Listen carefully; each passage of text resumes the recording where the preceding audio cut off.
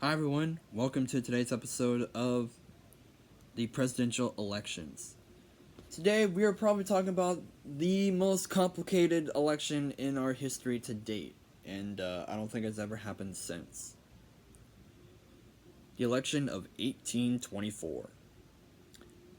This was also the first time in American history where there were more than two candidates. Yeah, we had a total of 4 for this one. So this one took place from October 26th to December 1st of 1824. So who are the 4 candidates? Well, we're just going to go right down the line.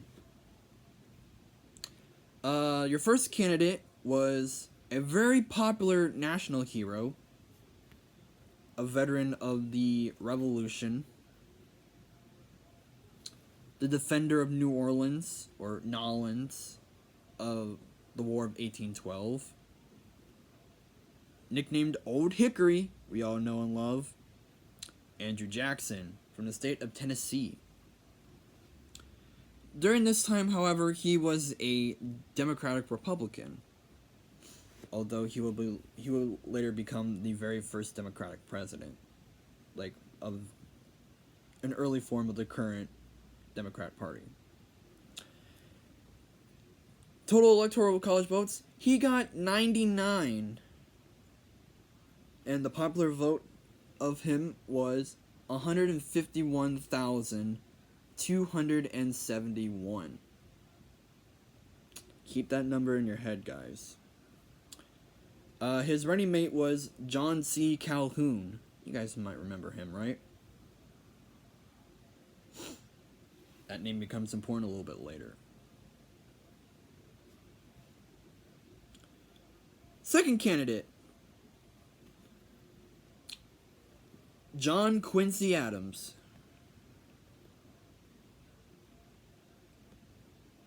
Of the state of Massachusetts. At this time, he was Secretary of State, which, in all honesty, he probably was the best Secretary of State we ever had, because he spoke so many languages.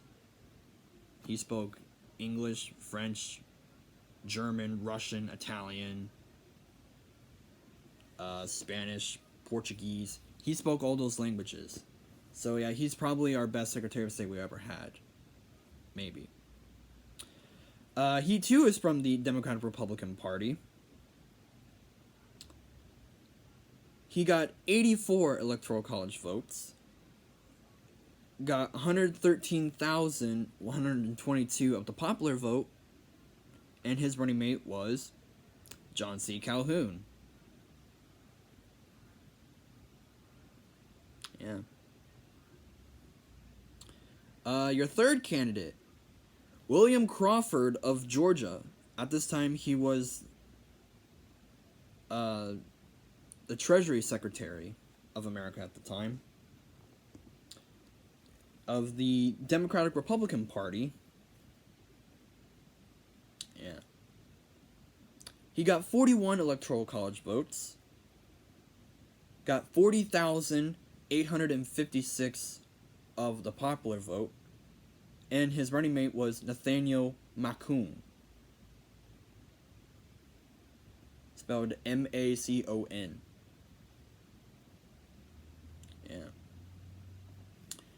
And last but not least, your fourth candidate is, you guys probably know who it is, Henry Clay of Kentucky. Clay, at this time, was Speaker of the House, which is the third most powerful person of the government. Which means that if the president and vice president die or is somehow out of office, the Speaker of the House is pretty much next in line for the president. Just like how we talked about the line of succession in the Cabinet series, which a link of that playlist is in the description below. So anyways, Henry Clay, he is a Democratic Republican. He got 37 of the electoral votes, got 47,531 of the popular vote, and his running mate is Nathan Sanford. So, as you can probably tell from between all four candidates, Andrew Jackson had the most of the popular vote and the most electoral college votes. But is it enough for him to win the presidency? Well, we're going to find out right now. Because the total number that you needed in order to win is 131. Yeah. Jackson got the most electoral votes, but not the majority. And another thing I should also point out is that this was the first election in which the popular vote was counted. And this is there's a few times in American history where the candidate with the popular vote lost the electoral college. But however, in this case, Jackson got the popular vote and had the most electoral college votes, but again, not the majority. In total, there were 261 electoral college votes. So, no one reached 131, so what happens then?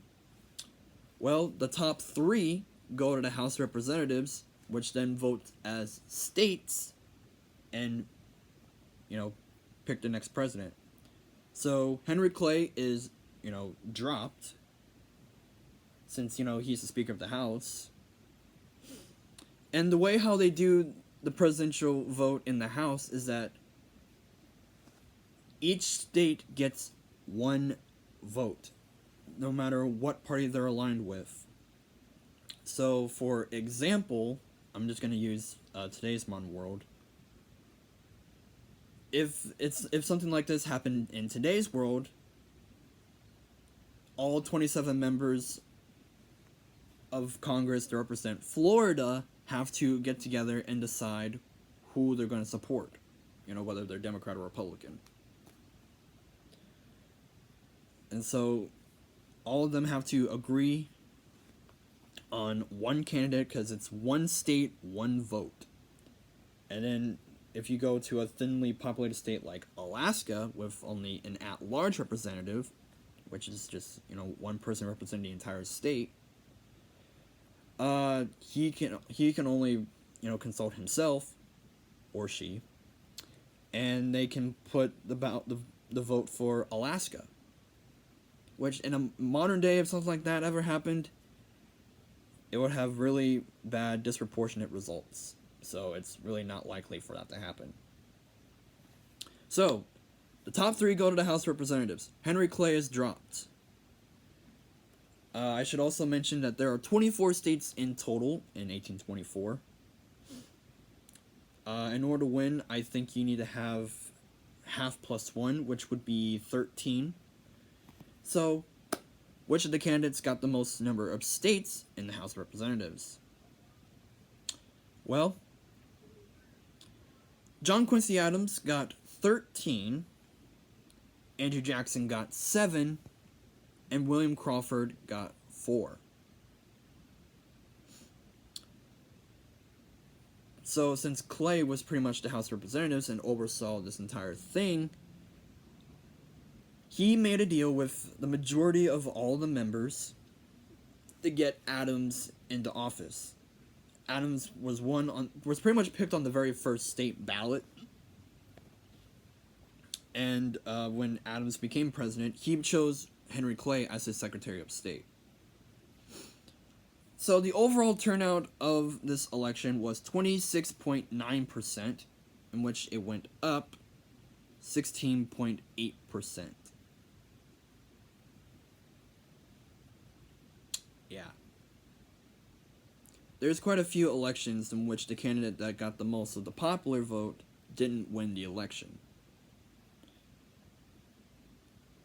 In fact, right after Jackson found out he lost, he called the election a rigged bargain. And that's why, to this day, a lot of people don't like the Electoral College. Because, especially back in 2016, as you may remember, Trump lost the popular vote, but ended up winning the Electoral College, in which Clinton won the popular vote but didn't get the Electoral College. That's why she isn't president. That's why Trump is president. But we'll cover all that in a future video. So, thank you all so much for watching. Like, comment, subscribe, and we'll see you all tomorrow for the election of 1828, which during the campaign is probably the most brutal campaign year ever in American history. Probably neck and neck with 2016, but we'll see. Thanks so much for watching. We'll see you next time. Thanks so much for watching. If you would like to subscribe to my channel, click on the circle to your right. If you would like to see the last series on this channel, click the square on your left. The last series done on this channel was the census. I hope you enjoy it. Thanks so much for watching. Have a fantastic day.